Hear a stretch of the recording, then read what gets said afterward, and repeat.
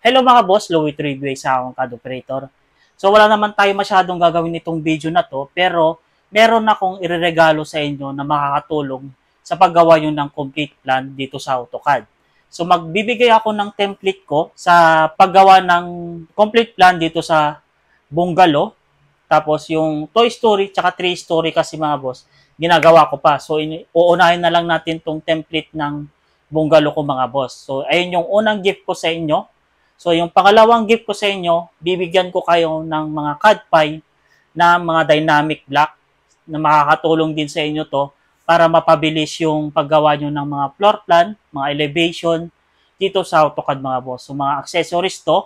So, meron lang tayong gagawin dito sa mga dynamic block natin. So, ito kasi is naka-Chinese siya na rename. So, yung mga rename niya is naka-Chinese yung mga dynamic block natin. So, babaguhin lang natin para medyo maintindihan natin yung mga dynamic block dito. So, ayun yung ituturo ko sa inyo dito sa video na to. Tapos, i-explain ko na rin yung ibibigay kong template dito sa complete plan ng bungalow mga boss. So, huwag natin patagalin pa mga boss. Simulan natin. Intro muna tayo.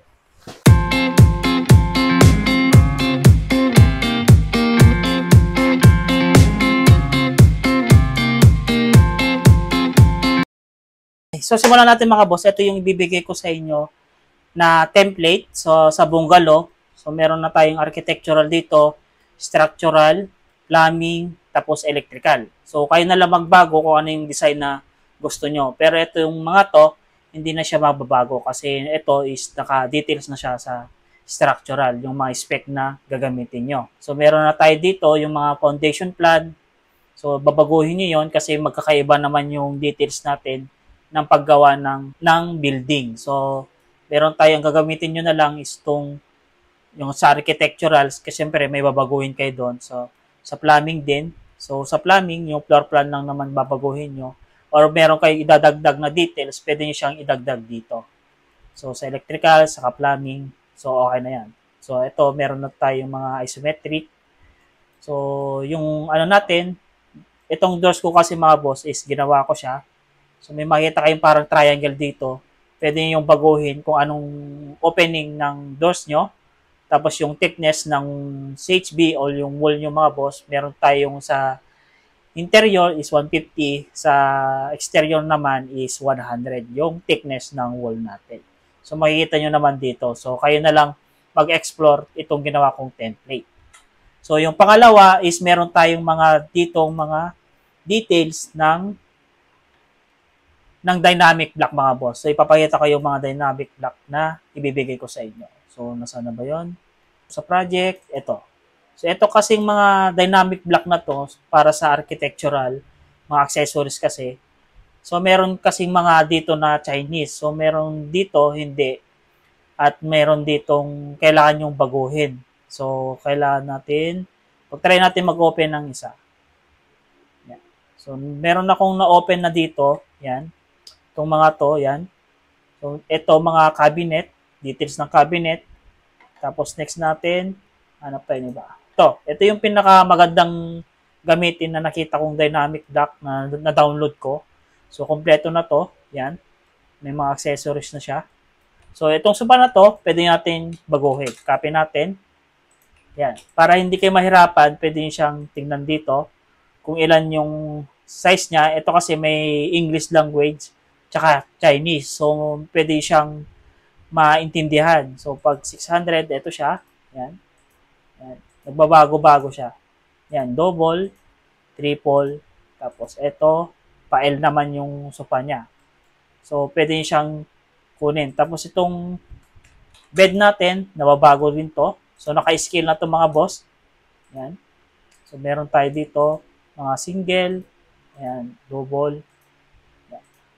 So, nababago yung details niya. Yan. So, kayo na lang mag-explore nito. Okay naman to. Yan. Tapos, ito, okay naman. Tapos, ito sa may kitchen, yung mga range hook. Meron naman mga accessories ng microwave. Meron naman dito. So, sobrang dami ito mga boss. Mamili na ka lang kayo kung ano yung mga gusto yung template dito. So, hanap pa tayo dito. Yan. So, itong template na to, sobrang dami yan. So, ito naman na-adjust siya. Yan. pwede nyo siyang i-adjust. Pwede nyo siyang i-rotate, yan. Tapos, pwede nyo din siyang baguhin. Yan. Kung ano yung design na gusto nyo. Yan. So, eto, pwede naman to kasi may nakasulat naman na English language dito. Yan, may nakasulat naman. So, kayo na lang mag-ano kung paano siya gagawin. So, punta tayo dito. Meron naman dito. Yan. So, sobrang dami nito. So, kung gusto nyo baguhin yung rename niya, so, ito naman sa kitchen. So, ito yung dynamic block sa kitchen, mga boss. Ito yung lagi kong ginagamit pag gumagawa ko ng floor plan ko or elevation. So, ito kasi, yan, i-adjust mo na lang siya. Yan. Tapos, pwede mo siyang adjust tong sink mo dito, kung saan yung sink. Pwede mo ding i-adjust dito. Yan, kung gusto mo siyang adjust na ganyan. So, pwede rin siyang i-rotate. Ito, may makikita yung bilog dito. Pwede siyang i-rotate na ganyan. Tapos, i-drag nyo papunta dito. Yan. Tapos, kunwari, pa-L lang yung kitchen nyo. Yan, i-drag nyo ganyan. Tapos, i-drag nyo na ganyan. Tapos, ito, pwede natin siyang i-move dito. Yan. Tsaka, pwede natin siyang i-rotate. Yan. So, tulad din dito, pwede nyo siyang baguhin. Yan. So, naka-elevation na yung ref natin. Yan. Tapos, dito, pwede siyang baguhin din to. Yung pinaka-cabinet niya. So, meron tayong 5 design dito. Yan. Tapos, yan. Tapos, yan. So, pwede siyang i-drag papunta dito. Yan. Pwede siyang i-drag na gano'n. Yan. Kunwari, dito din, nadadrag din to mga boss kung ano yung design na gusto mo. So, yung 1, tapos drag mo ng konti, yan. So, pwede mo na siyang i-copy ulit kung magdadagdag ka ng isang cabinet ulit. Tapos, i-move natin ng ganyan. So, sobrang dali, di ba mga boss? Ito, pwede mo siyang i-drag pataas, pwede naman siyang pantay. So, ito, na meron na din siyang section, yan. So, di na kayo mahirapan sa may kitchen. So, ito, hanapin nyo na tong file na to. So, sa cabinet, ito, sa ano naman to, sa CR, pwede nyo siyang baguhin na ganyan. Tapos, ano pa ba, mababago dito, okay naman na, yan. So, madami pa itong mga boss, i-explore nyo lang yan. Tapos, open nyo na lang siya.